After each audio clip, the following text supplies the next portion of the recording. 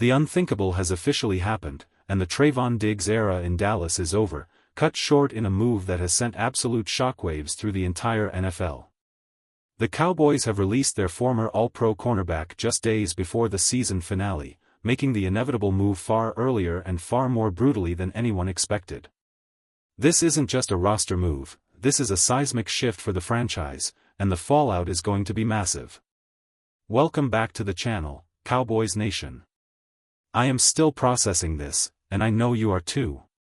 We knew things were rocky, we knew the relationship was strained, but to see a move of this magnitude happen on December 30th is absolutely wild.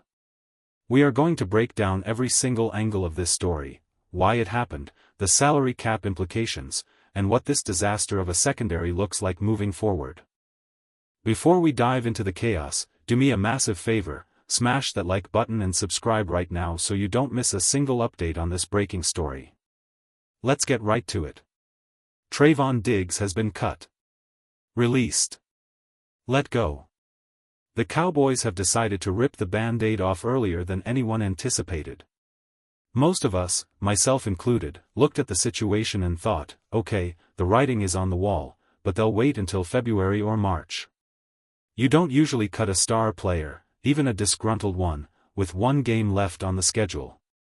But here we are. I want to know where your head is at right now. I'm going to ask you a question right off the bat because I need to gauge the temperature of the fanbase. If you had to describe your reaction to this news in just one single word, what would it be?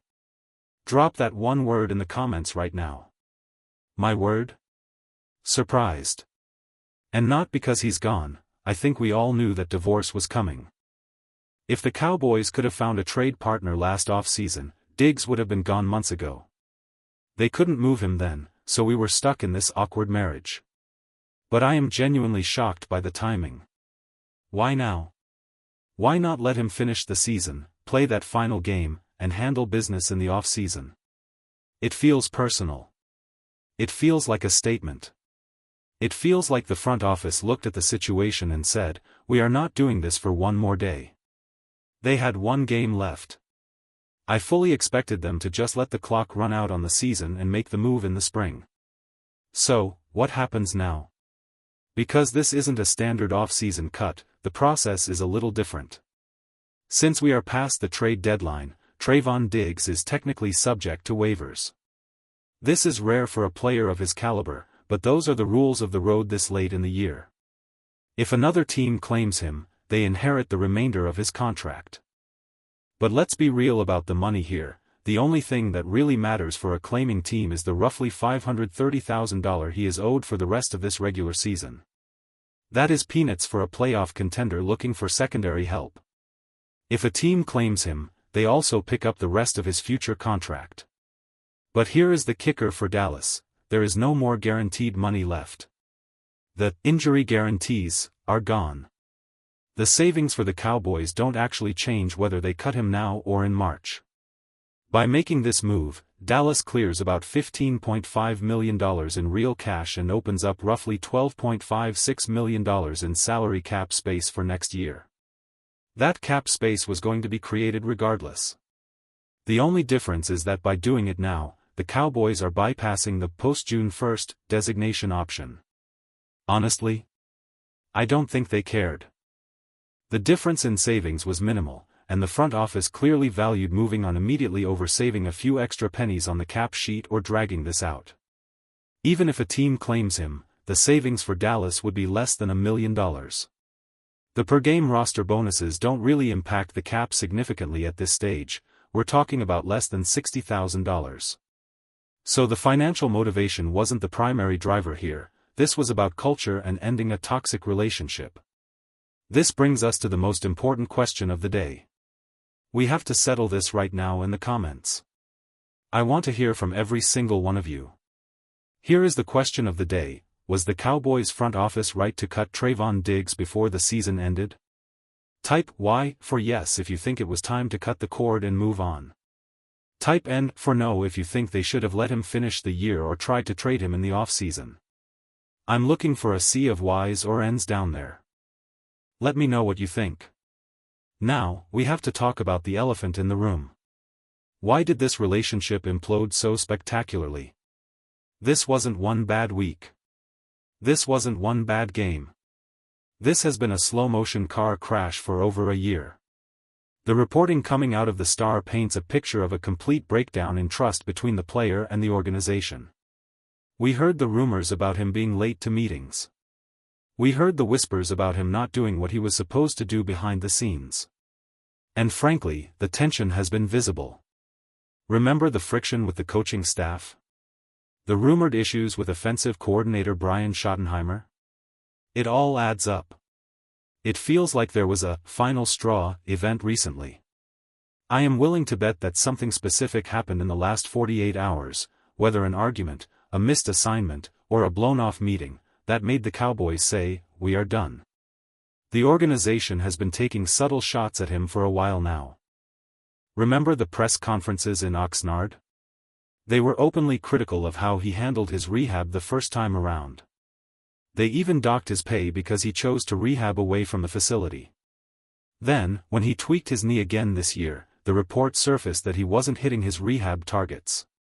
They wanted him to be a leader. They paid him to be a cornerstone. But you have to ask yourself, was he ever that guy? Or did they just hope the money would mature him? It is a sad end to what started as such a promising career in Dallas. But looking at the stats, the production just wasn't there anymore. He played half the games this year, he's missed massive time over the last 3 seasons, and this year? 0 interceptions. 0 pass breakups. His quarterback rating allowed skyrocketed to over 157. That is nearly a perfect passer rating for opposing quarterbacks when targeting him. He was actually tackling a bit better this year, but let's be honest, you don't pay a shutdown corner elite money to be a tackler. You pay him to cover, and he wasn't doing that. So, Diggs is gone. Who is left? I'm going to be honest with you, it is not a pretty picture. The cornerback room in Dallas is currently hanging by a thread. Let's look at the depth chart.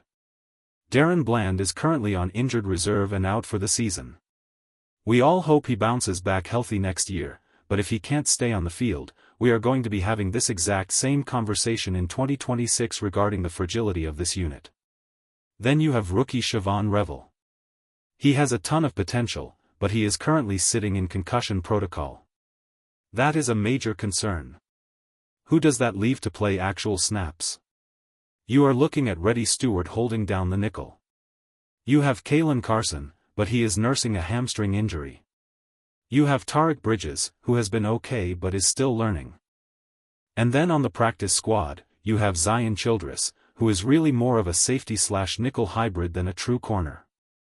I honestly wonder if this move clears the path for someone like Josh Butler to get activated from the PUP list just to give us a warm body for the final game. But big picture? The Cowboys are in trouble at this position. In theory, you have 2 starters for next year in Bland and Revel. But neither of them played up to expectations this year, and both have major injury questions. The coaching staff and the defensive coordinator have a massive problem on their hands. Is Reddy Stewart someone you really want to start in the nickel long-term, or is he more of a backup option? I think at least one real, proven corner is needed this offseason. Whether it's a premium draft pick, a veteran they sign, or both, the Cowboys have to go get more help. That is true for every level of the defense, and honestly, it includes the coaching staff as well. You cannot roll into next season relying on hope and potential at one of the most critical positions on the defense. This move reminds me a lot of the Ezekiel Elliott release.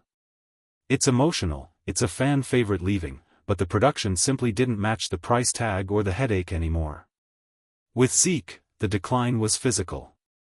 With Diggs, it feels like a mix of physical decline and a complete erosion of the culture fit. Tom Pelissero reported that this wasn't just one incident, but a culmination of factors. That is code for, we are tired of dealing with this. So, where does Diggs go? If he clears waivers, he's a free agent. If someone claims him, they get a rental for 1 game and the rights to his contract. I'm looking at a team like the Green Bay Packers. They need help, they might want to take a flyer on him for a playoff push. It would be a fascinating fit. But for Dallas, the page turns. The Trevon Diggs chapter is closed. It ends not with a bang, but with a press release on a Tuesday in December. We are going to be tracking this story all week. If he gets claimed, we will tell you where. If the Cowboys sign a replacement, we will break it down. This is going to be a pivotal offseason for the Dallas Cowboys, and it has already started with a bang. We will have you covered with more Cowboys news, rumors, and updates all offseason long. Make sure you hit that sub button if you haven't already. Let me know in the comments, where do you think Trevon Diggs plays next year? Thanks for watching, and as always, Cowboys Nation, let's stay strong. I'll catch you in the next one.